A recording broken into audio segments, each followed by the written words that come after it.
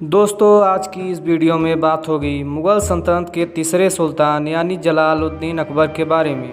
जी हाँ, उसी अकबर के बारे में जिसे मुग़ल हिस्ट्री का सबसे महान राजा माना जाता था। दोस्तों, भारत देश में मुग़ल सल्तनत की बुनियाद भले अकबर के दादा जहीर उद्दीन बाबर ने रखी थी, लेकिन मुग़ल सल्तनत की नींव को मजबूत करने वाले इंसान का नाम जलालुद्दीन अकबर ही था। अकबर ने अपने ज़िंदगी में मुग़ल सल्तनत को आधे हिंदुस्तान पर फैला दिया था और अपने मरने से पहले इस काबिल बना दिया था कि उसकी आगे आने वाली कई नस्लें मुग़लों ने उस पर राज किया था। दोस्तों, आज की इस वीडियो में हम जानेंगे कि आखिर अकबर कौन था और आखिर अकबर में ऐसी क्या खास बात थी कि वो अपने दौर में अपनी पूरी सल्तनत के लोगों के लिए देवता बन गया था।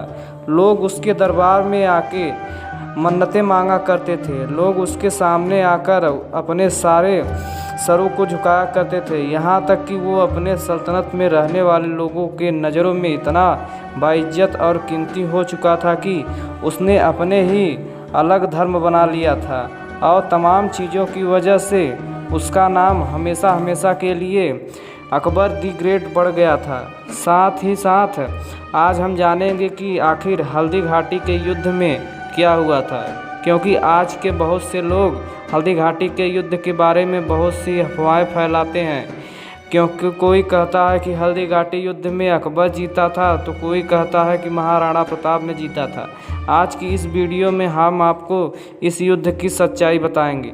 तो दोस्तों, अकबर की पैदाइश 14 अक्टूबर 1542 को उमरकोट के इलाके में उस वक्त हुई थी कि अकबर के वालिद नसीर उद्दीन हुमायूं शेरशाह सूरी के हाथों अपनी दिल्ली सल्तनत गंवाने के बाद जब जंगलों में भटक रहे थे, क्योंकि हुमायूं के वालिद उस दौर में जंगलों में भटका करते थे। इसी वजह से अकबर के परवरिश अकबर के चाचा इमरान मिर्ज़ा ने की थी, जो काबुल इलाके के गवर्नर हुआ करते थे। अकबर के बारे में ज़्यादातर इतिहासकार ने ये मानते हैं कि बचपन से ही अकबर बहुत ही जहीर और तीव्र था, लेकिन अकबर को पढ़ने लिखने का ज़रा सा भी शौक़ नहीं था। पढ़ाई लिखाई से अकबर हमेशा दूर भागा करते थे, लेकिन हुनरमंद इतना था, उसने 10 वर्ष की छोटी सी उम्र में पहले से ही तलवारबाजी, नेजाबाजी, घुड़सवारी जैसी चीज़ें बहुत अच्छी तरह से सीख ली थी। छोटी सी उम्र में ही अपने से बड़े बड़े उम्र के लोगों को चैलेंज दिया करते थे। इनके पिता की मृत्यु किसी कारणवश बहुत ही छोटी उम्र में हो गई थी, इसलिए इन्हें 13 वर्ष की आयु पर राजगद्दी पर बैठना पड़ा। अकबर के नवरत्नों में से एक अबुल फजल थे, जो कि अकबर को बहुत ही प्रिय थे। अकबर के 3 पुत्र थे, लेकिन उनका सबसे छोटा पुत्र सलीम उन्हें बहुत प्रिय था।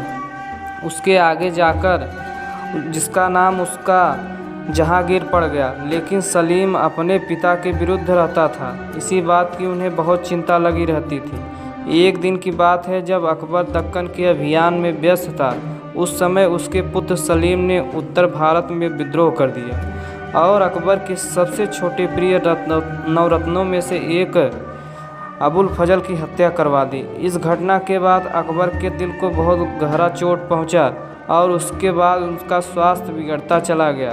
अब अकबर के पेचिश की बीमारी के कारण काफ़ी परेशान रहने लगे। उनके बेटे ने इस बीमारी का इलाज भी नहीं करवाया, इसीलिए अकबर की मौत अंत में पेचिश के कारण 25 अक्टूबर 1605 ईस्वी को हो गई। तो दोस्तों, इस तरह सलीम की गलतियों की वजह से बादशाह अकबर की मृत्यु हो गई थी। तो यही थी अकबर की मृत्यु का रहस्य।